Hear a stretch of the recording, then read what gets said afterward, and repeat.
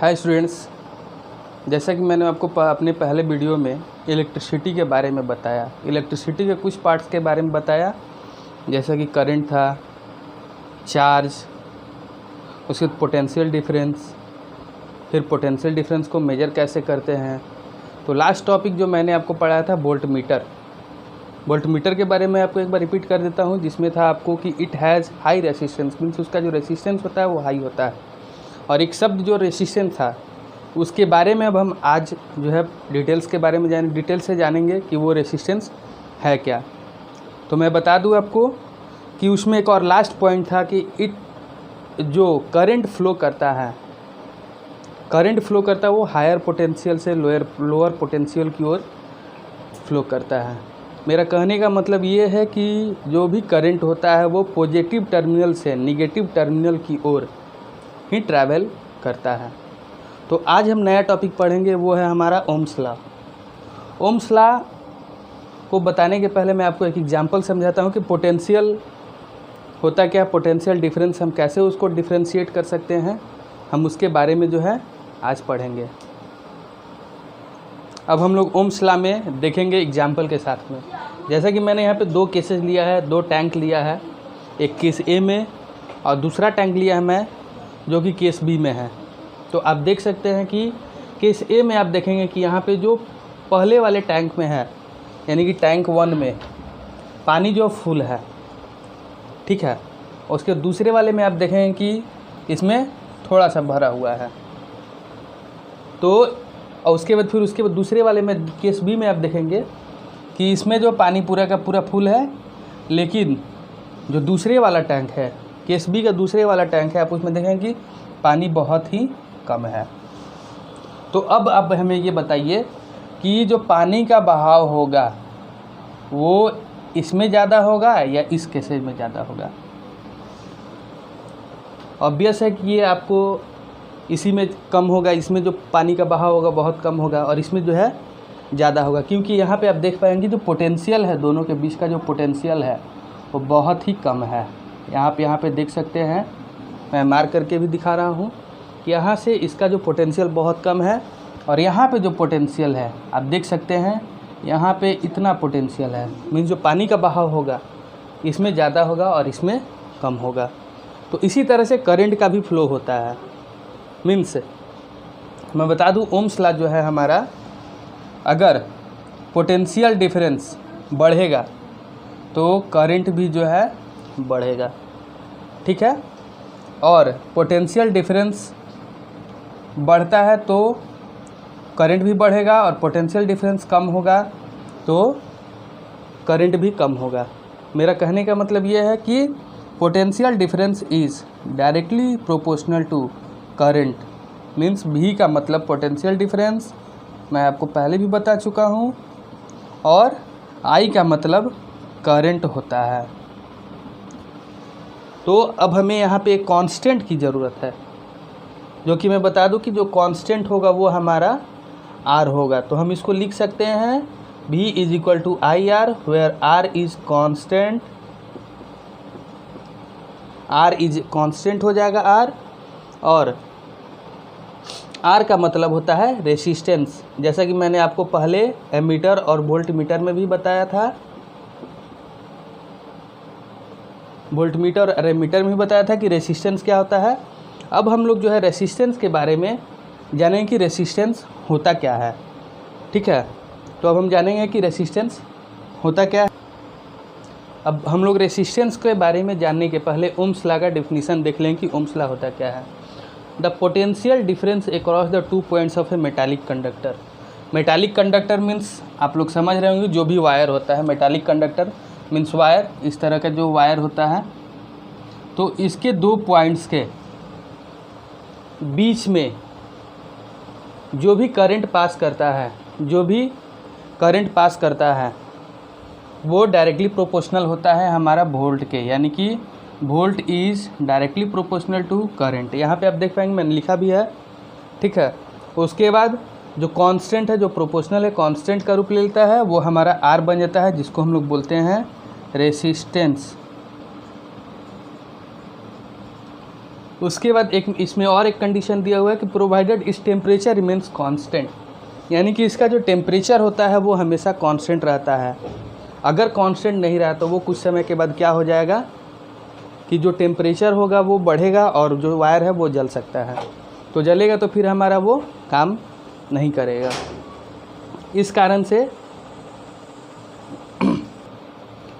से हम लोग जो है रेसिस्टेंस, यानी कि रेसिस्टेंस जो है हमारा कांस्टेंट होता है और इसका जो टेम्परेचर है आप हमेशा देखेंगे कि वो कांस्टेंट ही रहेगा, वो न बढ़ेगा और न घटेगा। अगर बढ़ जाता है तो फिर वो वायर जो है आपको ऑटोमेटिकली जल जाएगा। तो अब हम जानेंगे कि ओम्स लॉ का ग्राफिकल रिप्रेजेंटेशन क्या होता है। तो मैंने यहाँ पे एक ग्राफ बनाया हुआ है, रफ ग्राफ है।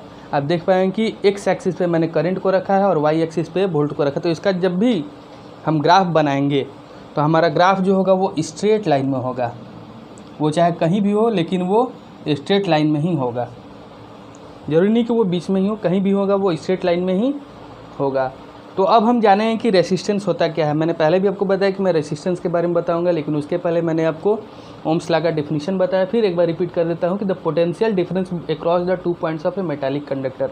Metallic conductor means this wire, कोई भी वायर, कॉपर और जनरली कॉपर और एल्युमिनियम वायर का ही हम यूज़ करते हैं इलेक्ट्रिसिटी को रन कराने के लिए। तो हम उसी के बारे में कह रहे हैं, कॉपर और एल्युमिनियम वायर के बारे में ही कह रहे हैं। तो आप देख पाएंगे कि वो उसमें conductor is directly proportional to the current passing through the circuit, यानी कि जो भी करंट उसमें पास कर रहा है उसे डायरेक्टली प्रोपोर्शनल होता है। पोटेंशियल डिफरेंस का मतलब भी, और यहाँ पे जो करंट हम लिखे हैं इसका मतलब आई होता है। मैं पहले भी ओम्स लॉ के बाद अब हम जानेंगे रेसिस्टेंस के बारे में। जैसा कि हम रेसिस्टेंस में देख चुके हैं कि V = IR होता है, ठीक है। तो अब हम यहाँ से देखेंगे कि रेसिस्टेंस होता क्या है। तो ये एक कंडक्टर का प्रॉपर्टीज़ होता है। कंडक्टर का ये प्रॉपर्टीज होता है कि करंट को फ्लो को चेंज करता है, यानी कि बदलता है। जो भी चार्ज का जो फ्लो है उसको रोकता है, उसको विरोध करता है। हम यहाँ पे डिफिनीशन भी लिखे हुए हैं, आप देख सकते हैं कि it is the property of conductor to resist the flow of charge. Means charge के जो फ्लो है उसको विरोध करता है। रेसिस्ट का मतलब विरोध होता है, विरोध करना। तो आप देख सकते हैं कि ये चार्ज जो हमारा कंडक्टर में फ़्लो करता है उसको ये रोकता है, ठीक है। तो अब हम उसको देख सकते हैं कि यहाँ से हम V = IR होता है, तो हम इसको कैसे डिराइव कर सकते हैं। तो V को आप यहाँ पे देखेंगे कि VR को हम इधर ला देते हैं, R को वही रहने देते हैं और I को जो है हम V के नीचे ला देते हैं। तो ये R = V/I हो जाता है। और फिर हम उसको देखेंगे, इसका जो SI यूनिट होता है वो ओम होता है। जो रेसिस्टेंस का SI यूनिट होता है वो ओम्स होता है और ये ओम्स का सिंबल है, आप देख सकते हैं। और हम कहें कि 1 ओम = 1 वोल्ट एम्पियर का पावर -1, ये भी होता है। यानी कि 1 ओम = 1 वोल्ट अपॉन 1 एम्पियर होता है। उसके बाद हम जानेंगे रेओस्टेट। रेओस्टेट होता क्या है। तो एक तरह का ये इलेक्ट्रॉनिक डिवाइस है जो कि करंट के फ्लो को कंट्रोल करता है। ये रेओस्टेट आप देखेंगे अपने स्कूल लेबोरेटरी में जाएंगे तो आप देखेंगे कि रेओस्टेट एक तरह का इलेक्ट्रॉनिक डिवाइस है जिससे कि करंट को जो फ्लो होता है उसको कंट्रोल करता है। करंट डिफरेंट वेराइटी जो है आपको अलग अलग तरीके से जो है करंट्स को भेजता है वो। अब हम लोग जानेंगे कि रेसिस्टेंस किन किन फैक्टर्स पर डिपेंड करता है। किसी भी कंडक्टर का जो रेसिस्टेंस होता है वो किस किस फैक्टर पे डिपेंड करता है। तो आप यहाँ पे मैं लिखा हुआ वो देख सकते हैं कि resistance of a conductor depend on this factors. तो पहला फैक्टर क्या है कि directly proportional to the length of the conductor. Conductor means wire, any wire, या तो सिल्वर का भी हो सकता है या वो आयरन का भी हो सकता है वायर, लेकिन इसके मटेरियल पर भी डिपेंड करता है। मैं यहाँ पे लिखा भी हूँ, आप देख सकते हैं। तो डायरेक्टली इसका यानी कि लेंथ पे डायरेक्टली प्रोपोर्शनल होता है रेसिस्टेंस। तो हम यहाँ पे लिख सकते हैं, इसके कहने के अनुसार से हम ये लिख सकते हैं कि R is directly proportional to L, ठीक है। उसके बाद दूसरा पॉइंट है कि inversely proportional to the area of cross section. बहुत सारे लोगों को शायद ये एरिया ऑफ क्रॉस सेक्शन के बारे में नहीं पता हो, तो मैं बता देता हूँ कि एरिया ऑफ क्रॉस सेक्शन ये है क्या। सपोज़ कीजिए ये आपका वायर है और वायर का जो सर्कुलर पोर्शन होता है उसी को कहा जाता है area of cross section. Means ये सर्कुलर जो पोर्शन होता है वायर का, इसी को हम कहते हैं क्रॉस सेक्शन। तो इसका एरिया से इन्वर्सली प्रोपोर्शनल होता है। तो हम इसको लिख सकते हैं कि R is inversely proportional to 1/A। Area को मैंने A से डिनोट किया है और ये लेंथ है, लेंथ ऑफ द वायर है जो कि L से डिनोट किया है। उसके बाद तीसरा पॉइंट है नेचर ऑफ द मटेरियल। तो अब हम इसके बारे में दूसरे पॉइंट्स के बाद अब तीसरे पॉइंट्स पे आते हैं नेचर ऑफ मटेरियल। तो नेचर ऑफ मटेरियल मीन्स जिस मटेरियल का रेसिस्टेंस हाई होता है, ठीक है। तो रेसिस्टेंस जिसका हाई होता है उसमें करंट का फ्लो कम होता है और जिसका रेसिस्टेंस लो होता है उसमें करंट का फ्लो बहुत ही ज़्यादा होता है। जैसे सिल्वर का रेसिस्टेंस बहुत कम होता है, नियर अबाउट 1.6 इंटू 10⁻⁻8 होता है। तो इसका जैसे ही रेसिस्टेंस कम होता है, तो मैं बता दूं कि रेसिस्टेंस कम जिसके में होता है उसमें आपको करंट का फ्लो ज़्यादा होता है, ठीक है। तो अब हम समझेंगे ये दोनों इक्वेशन पे। मैं बताया था कि रेसिस्टेंस जो है लेंथ पर डिपेंड करता है और इन्वर्सली जो है आपको एरिया ऑफ क्रॉस सेक्शन पर डिपेंड करता है। तो अब हम इन दोनों को कंबाइंड करेंगे तो R is directly proportional to L/A। अब हम यहाँ पे एक कांस्टेंट रखेंगे जिसको हम कहते हैं रेसिस्टिविटी या रो भी कहते हैं। तो ये आपको आप देख पाएंगे कि ये P जैसा एक सिंबल में बनाया और उसमें आपको L/A लिखेंगे। इसका मतलब होता है रो होता है और इसको दूसरी भाषा में हम रेसिस्टिविटी भी कहते हैं। तो अब हम लोग समझें कि रेसिस्टिविटी होता क्या है। तो रेसिस्टिविटी यानी कि it is the property of it is the fundamental property of material that resist the flow of electric current. Means electric current को किसी भी मटेरियल का ये एक फंडामेंटल प्रॉपर्टी है जो इलेक्ट्रिक करंट को रोकता है, ठीक है। उसके पहले हम जान लें कि ये हमारा रो का ऐसा यूनिट क्या होता है। तो जैसा कि हम यहाँ पे देख पा रहे हैं R, इसको मैं इरेज कर दे रहा हूँ। तो ये R यानी कि resistance is equal to rho into L/A, ठीक है। तो रो बढ़ेगा तो रेसिस्टेंस भी बढ़ेगा, ठीक है। अब हम इसको डिराइव करते हैं। तो rho is equal to R into A/L। R का ओम होता है, आप लोग को पता है, और A का मीटर स्क्वायर होता है और लेंथ का भी मीटर होता है। तो ये और ये कट जाएगा तो आपको रो का SI यूनिट जो होगा यानी कि SI unit of rho means resistivity is ohm metre होता है, ओम मीटर, ठीक है। अब हम इसके प्रॉपर्टीज़ के बारे में, कुछ प्रॉपर्टीज़ होता है रेसिस्टिविटी का, जैसे कि देख पाएंगे इट इज़ कांस्टेंट। ये हमेशा कांस्टेंट होता है, मीन्स रेसिस्टेंस बढ़ता घटते रहता है लेकिन ये हमेशा रेसिस्टिविटी हमेशा कांस्टेंट रहता है। उसके बाद किसी भी मेटल्स का एंड एलॉय का जो रेसिस्टिविटी होता है वो 10⁻⁻8 टू 10⁻⁻6 ओम मीटर तक होता है। उसके बाद आप देखेंगे दूसरा पॉइंट है कि नॉन मेटल्स का जो रेसिस्टिविटी होता है, नॉन मेटल्स का रेसिस्टिविटी आपको 10⁻12 टू 10⁻17 ओम मीटर होता है। उसके बाद चौथा पॉइंट आप देखेंगे कि एल्युमिनियम एंड कॉपर यानी कि एल्युमिनियम और कॉपर को हम इलेक्ट्रिकल ट्रांसमिशन के लिए यूज़ करते हैं क्योंकि इसका जो रेसिस्टिविटी होता है वो ज़्यादा होता है। हम घर में भी अपना जो इलेक्ट्रिकल एप्लियंसेज हैं या वायरिंग करवाते हैं तो उसका आप देख पाएंगे कि हम जो भी वायरिंग कराते हैं उसमें या तो एल्युमिनियम वायर या कॉपर वायर का ही हम यूज़ करते हैं, ठीक है। उसके बाद पांचवा पॉइंट देखेंगे, alloy used in electrical heating devices as the resistivity is high and they do not burn readily. यानी कि जो भी इलेक्ट्रिकल एप्लियंसेज हम यूज़ करते हैं हीटिंग वाला, यानी कि जैसे घर में हीटर होता है या वाटर हीटर होता है तो उसमें हम जो भी मेटल का यूज़ करते हैं वो हमारा एलॉय का ही बना होता है। जो भी एप्लियंसेज है वो एलॉय का बना होता है क्योंकि एलॉय का रेसिस्टिविटी ज़्यादा होता है और रेसिस्टिविटी जिसका ज़्यादा होगा उसमें करंट का फ्लो ज़्यादा होगा अब ये कैसे हीट करता है ये मैं आपको आगे पढ़ाऊँगा कि ये कैसे हीट करता है, ठीक है। उसके बाद फिर एक बार मैं रिपीट कर दूँ कि ओम मीटर। अभी हम लोग पढ़ेंगे रेसिस्टर के बारे में।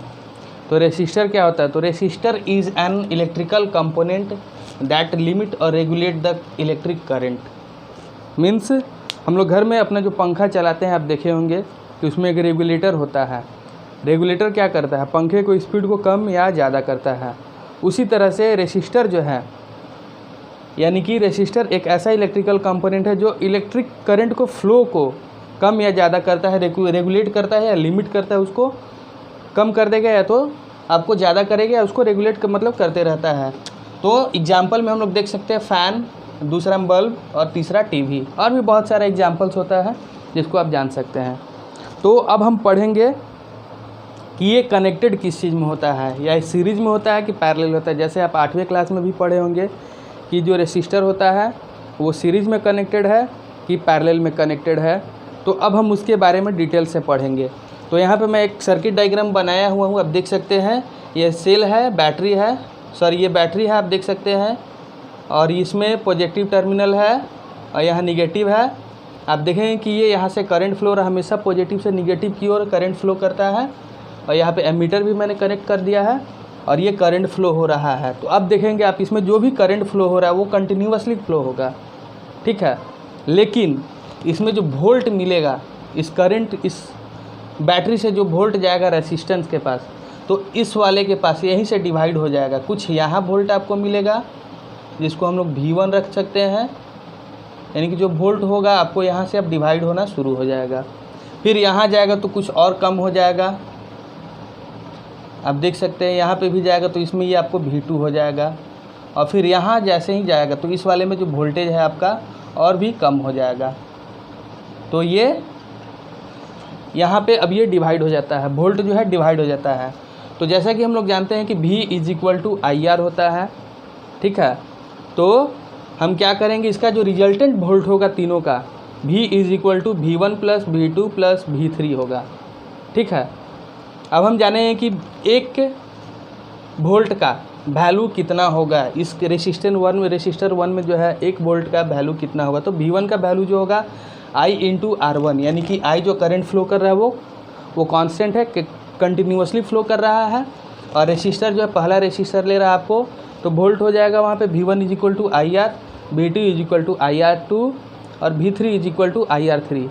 तो अब हमने क्या किया है, इस वैल्यू को यहाँ पे पुट किया, इस वैल्यू को हम यहाँ पे पुट किए हैं, V = IR, और फिर V1 = IR1 और V2 = IR2 और V = IR3।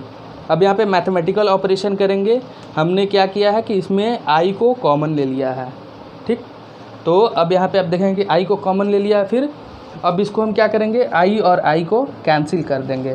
तो हम लोग को क्या मिलेगा, R = यानी कि रेसिस्टेंस = रिजल्टेंट रेसिस्टेंस भी हम इसको कहते हैं। तो ये R1 + R2 + R3 हो गया। मीन्स अगर हम और भी रेसिस्टर इसमें कनेक्ट करेंगे तो ये हमारा Rn तक जाएगा, जिसका रिजल्टेंट रेसिस्टेंस ये R ही होगा। R stands for resultant resistance, resultant resistance, ठीक है। फिर से एक बार रिपीट यहाँ दिखा देता हूँ मैं आपको। सर्किट डायग्राम में आप देख सकते हैं, यहाँ से करंट फ्लो कर रहा है, कंटिन्यूअस फ्लो कर रहा है, लेकिन वोल्ट जो है आपको यहाँ पे देखेंगे बाइफरकेट हो जा रहा है, डिवाइड हो जा रहा है 3 पार्ट्स में, V1, V2, V3, क्योंकि वोल्ट मीटर जो है पैरेलल में ही कनेक्ट होता है।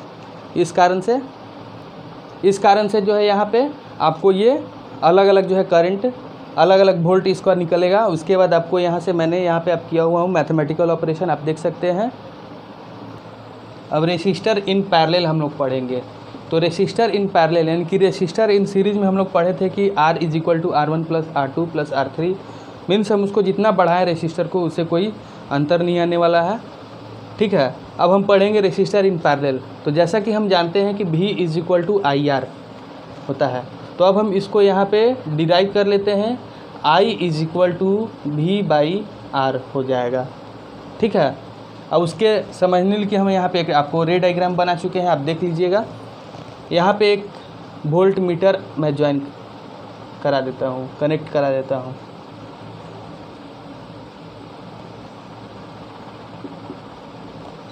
अब देखिए यहाँ से करंट फ्लो कर रहा है पॉजिटिव टर्मिनल से, बैटरी के पॉजिटिव टर्मिनल से करंट फ्लो कर रहा है। यहाँ पे आया और आने के साथ में ही जो है यहाँ से आप देखिए करंट जो है 3 पार्ट्स में डिवाइड हो गया। यहाँ से जो भी करंट का फ्लो है वो 3 पार्ट्स में डिवाइड हो गया। यहाँ पे I1 करंट फ्लो करेगा, यहाँ पे आपको I2 फ्लो करेगा और यहाँ पे I3 फ्लो करेगा।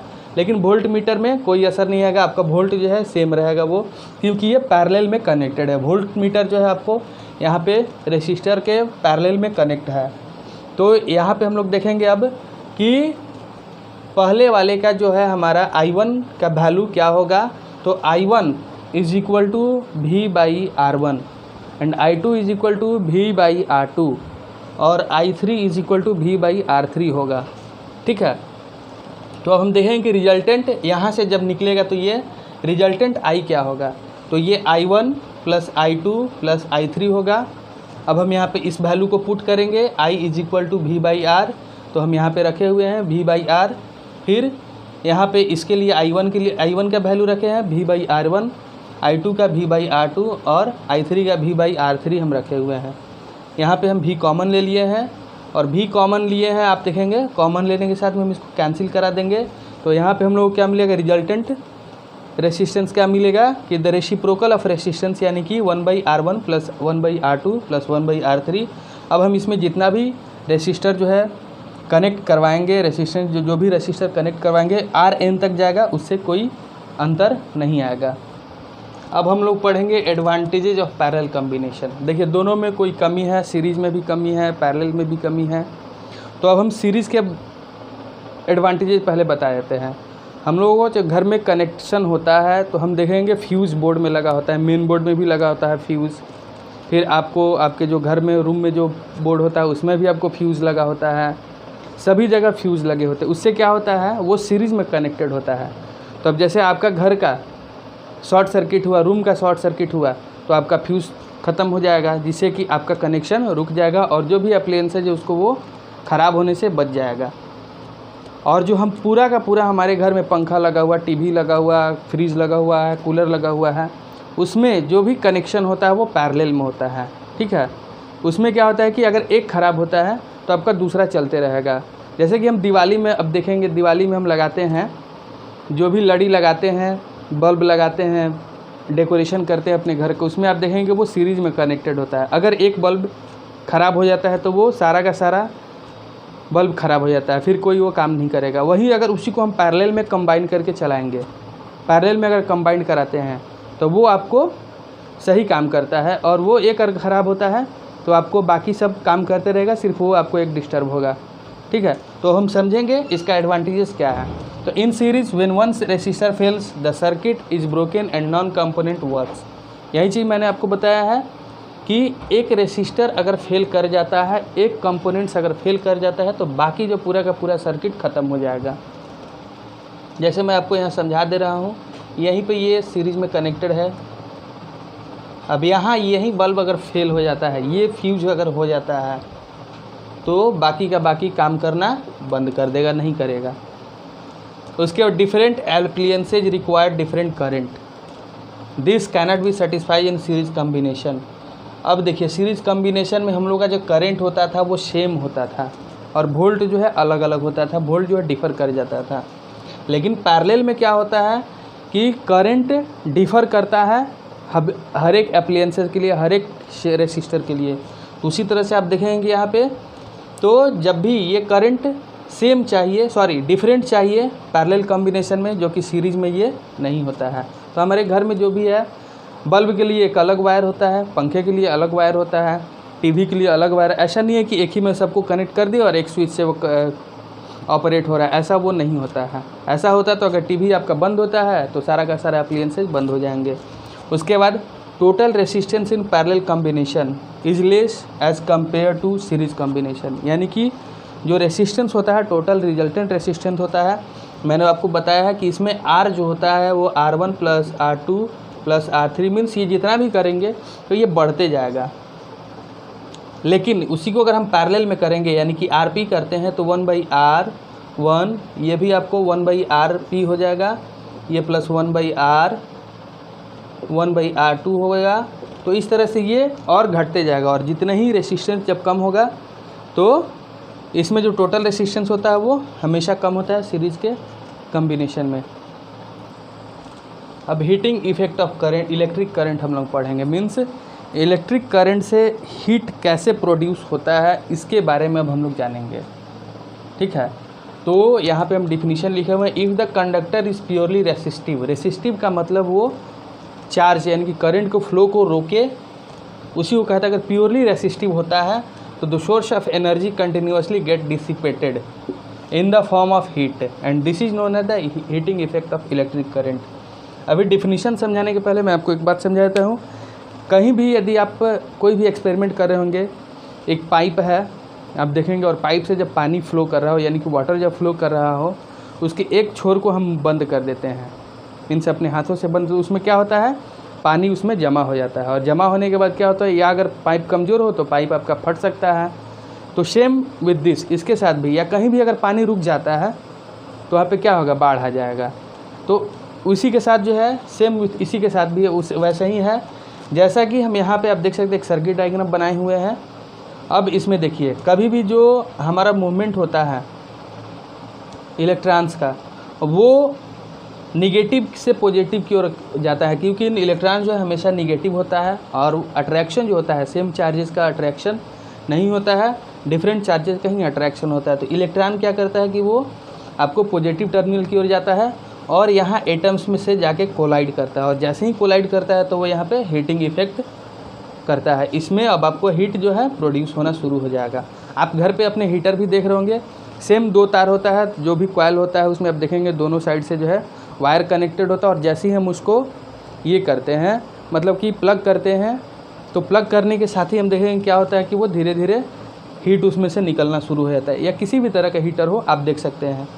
तो सेम इसी के साथ मैंने यहाँ पे एक सर्किट डायग्राम भी इसी तरह का बनाया हुआ है, आप देख सकते हैं यहाँ पे, ठीक है। अब हम लोग समझेंगे कि हीट यानी कि heat is also a form of energy. Heat क्या होता है, हीट भी एक तरह का एनर्जी ही है, और energy is equal to work, जो कि हम W से डिनोट करते हैं, ठीक है। और हम लोग पहले जानते थे, तो हम यहाँ पे क्या लिख सकते हैं कि V is equal to W/Q होता है। तो हम W के बदले जो है यहाँ पे H लिख दिए हैं, आप देख सकते हैं, ठीक है। अब हमारा दूसरा हम उसको डिराइव कर सकते हैं, यानी कि और V is equal to IR होता है। यहाँ पे मैंने ये भी लिखा हुआ है आपको, आप देख सकते हैं। तो अब यहाँ पे डिराइव कर देंगे H is equal to VQ। तो हमारा एक फार्मूला ये मिल गया, जो कि न्यूमेरिकल्स बनाने में आपको ज़रूरत पड़ेगा। अब देखेंगे, अब हम क्या करते हैं, इस Q का वैल्यू हम यहाँ पे डिराइव करके रखे हुए हैं, Q is equal to IT, ठीक है। तो इस वैल्यू को हम यहाँ पे पुट कर दिए हैं। तो पुट करने के बाद हमारा क्या मिला है कि ये दूसरा फार्मूला हम लोग को मिल गया, H is equal to V/IT। Q के बदले हम क्या रखे हैं, IT, सिर्फ Q के बदले, ये हम लोग का दूसरा फार्मूला है। अब हम फिर आप देख सकते हैं कि V is equal to IR होता है, ठीक है। तो हम V is equal to IR को, यानी कि V के बदले सिर्फ IR यहाँ पे पुट कर दिए हैं। तो हम लोग को यहाँ पे क्या मिला है कि I इंटू I स्क्वायर और R इंटू T हो गया है। तो ये आपको H is equal to I square RT हो गया। ये आपको तीसरा फार्मूला मिला है। इससे ये जो फार्मूला है आपको न्यूमेरिकल सॉल्व करने में हेल्प करेगा। एक बार फिर से मैं आपको समझा दूँ हीटिंग इफेक्ट क्या होता है। तो जब भी प्योर रेसिस्टिव कंडक्टर में जब एनर्जी क्या होता है कि वो रुकावट होता है, एनर्जी का रुकावट होता है, तो वहाँ पे हीट प्रोड्यूस होता है, और उसी को हम कहते हैं heating effect of electric current. और ये 3 फार्मूला है यहाँ पे हम डिराइव कर चुके हैं। आप भी चाहे तो आप इसको प्रैक्टिस कर सकते हैं घर पे, जिससे कि आप इसको न्यूमेरिकल सॉल्व करने में आपको बहुत ही हेल्प मिलेगा। अब हम लोग पढ़ेंगे जूल्स लॉ ऑफ हीटिंग, यानी कि वो भी हीटिंग इफेक्ट ऑफ करंट का ही पार्ट है।